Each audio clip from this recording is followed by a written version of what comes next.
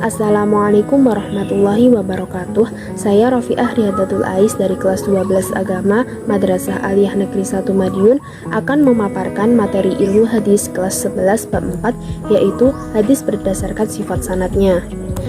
Pembahasannya meliputi 1 hadis muttasil, 2 hadis musnad, 3 hadis musalsal, 4 hadis mu'an'an, 5 hadis mu'annan, 6 hadis ali dan nazil. 1. Hadis muttasil. Muttasil adalah bentuk isim fa'il dari akar kata ittisal yang berarti bersambung. Hadis muttasil adalah hadis yang didengar oleh masing-masing periwayatnya dari periwayat di atasnya sampai kepada ujung sanadnya. Hadis muttasil disebut juga hadis mausul.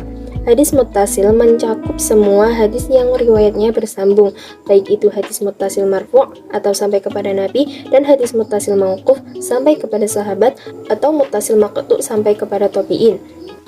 Ibnu Shalah berpendapat bahwa hadis muttasil hanya terjadi pada hadis marfu' dan mauquf, sedangkan Al-Iraqi berpendapat hadis yang sanadnya bersambung sampai tabi'in bisa disebut muttasil jika disebutkan nama tabi'in yang menjadi ujung sanadnya. Contoh, hadal hadisu muttasilun ila Sa'id ibnu Musayyab au ila Az-Zuhri au ila Malik wa nahnu dzalik. Sanad hadis ini muttasil sampai kepada Sa'id bin Musayyab, Zuhri, Malik, dan lain sebagainya. Contoh hadis muttasil. Contoh hadis muttasil marfu' adalah haddatsana Abdullah ibnu Maslamah an Malik an Nafi' an Ibnu Umar anna Rasulullah sallallahu alaihi wasallam qala alladzi tafutuhu sholatul asri fa ka'annama wutira ahlahu wa malah. Rawahu Abu Dawud. Hadis ini diriwayatkan Imam Abu Dawud dari Abdullah bin Maslamah, dari Malik, dari Nafi', dari Abdullah bin Umar, bahwa Rasulullah Shallallahu Alaihi Wasallam bersabda, orang yang tidak mengerjakan sholat asar seakan-akan menimpakan bencana kepada keluarga dan hartanya. Contoh hadis muttasil mauquf, yaitu hadis yang diriwayatkan oleh Malik dari Nafi' bahwa ia mendengar Abdullah bin Umar berkata, man aslafa salafan fala yastarid illa qada'ah. Barang siapa yang mengutangi orang lain, maka tidak boleh menentukan syarat lain kecuali keharusan membayarnya. 2. Hadis musnad. Kata musnad berarti disandarkan atau dikategorikan. Adapun pengertian hadis musnad menurut ahli hadis ialah hadis yang sanad dan periwayatnya sambung hingga kepada Nabi Muhammad SAW. Hadis musnad tidak harus hadis yang sanadnya sampai kepada Nabi Muhammad SAW. Artinya mencakup juga hadis mauquf dan hadis maqtu'. Hadis musnad mempunyai 2 syarat, yakni hadisnya harus sampai kepada Nabi atau marfu' dan sanadnya bersambung. Imam Hakim juga memberi syarat dalam hadis musnad, rawi tidak memakai kata ukhbirtu an fulan, huddistu an fulan, balaghani an fulan, adunnuhu marfu'an, rafa'ahu fulan. Contoh hadis musnad yaitu hadis yang dikeluarkan oleh Imam Bukhari. Haddatsana Abdullah ibnu Yusuf an Malik an Abi Zinad an A'raji an Abi Hurairah qala inna Rasulullah sallallahu alaihi wasallam qala idza syaribal qalbu fi ina'i ahadikum falyaghsilu sab'an. Telah bercerita kepadaku Abdullah bin Yusuf dari Malik, dari Abi Zinad, dari Al-A'raj, dari Abu Hurairah bahwa Rasulullah sallallahu alaihi wasallam bersabda, jika seekor anjing meminum dari bejana salah satu dari kalian, maka cucilah sebanyak 7 kali. 3. Hadis musalsal. Musalsal menurut bahasa berarti berantai. Menurut istilah, hadis musalsal adalah ma tataba'a rijalu isnadihi ala sifatin aw halatin lirruwati tarotan walirriwayati tarotan ukhra. Adalah hadis yang setiap rawinya mengikuti satu sifat atau keadaan tertentu dari para perawi atasnya pada satu kesempatan dan mengikuti sifat atau keadaan saat periwayatan pada kesempatan yang lain. Saat menyampaikan hadis ini, para rawi mengucapkan kata tertentu atau melakukan gerakan tertentu sesuai dengan apa yang mereka tiru dari rawi atasnya hingga sampai Rasulullah Shallallahu Alaihi Wasallam. Macam-macam hadis musalsal. 1. Hadis musalsal dengan gerakan atau tindakan para rawinya. Contoh hadis yang diriwayatkan Imam Hakim. Para periwayat selalu melakukan tasbih atau menjalin jari-jari sebelum menyampaikan hadis. Hal ini karena mengikuti perawi atasnya hingga sampai pada Nabi Muhammad SAW. 2. Hadis musalsal memandang sifat para periwayatnya. Contoh dari hadis musalsal ini adalah satu hadis yang mana seluruh perawinya menggunakan kata akhbarna fulan atau sami'tu fulan.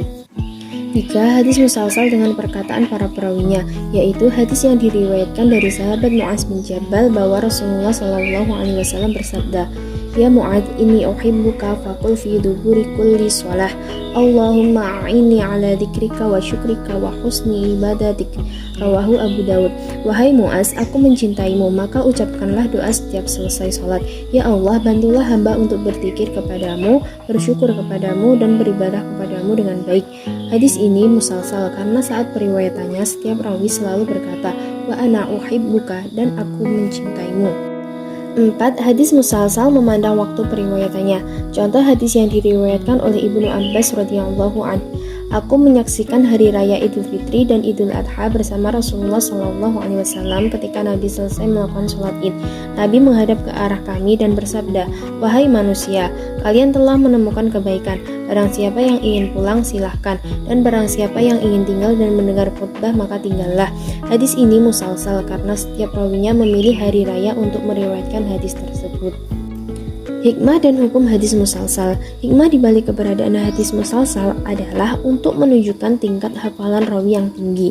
Sedangkan hukum hadis musalsal harus dilihat dari dua elemen hadisnya, asal matan hadis dan sifat tasalsul sanadnya. Jika melihat dari asal matan hadis, maka banyak dari hadis musalsal yang sahih. Namun, jika dilihat dari sifat tasalsul sanadnya, maka jarang ada sifat tasalsul sanad hadis yang lepas dari sesuatu yang melemahkannya. 4. Hadis mu'an'an. Hadis mu'an'an adalah hadis yang dalam sanadnya memakai redaksi an atau dari, tanpa menyebut dengan jelas apakah perawi mendapatkan hadis dengan cara mendengar langsung, diberitahu perawi atasnya, atau yang lain.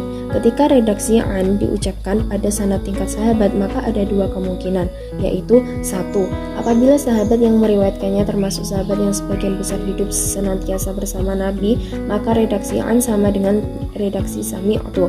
Kedua, apabila sahabat yang meriwayatkannya merupakan sahabat yang sedikit kesempatan bertemu Nabi, maka sanadnya perlu ditinjau ulang.